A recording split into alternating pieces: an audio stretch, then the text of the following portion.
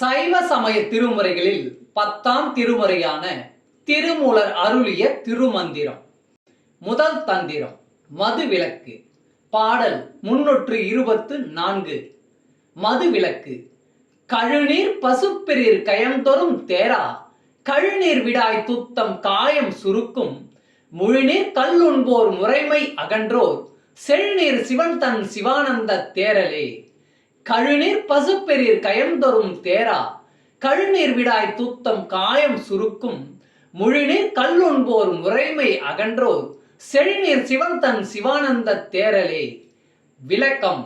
அரிசி வடித்த நீரான கழுநீரை விரும்பி குடிக்கும் பசுக்கள் குளங்களை தேடி சென்று நல்ல நீரை பருகாது.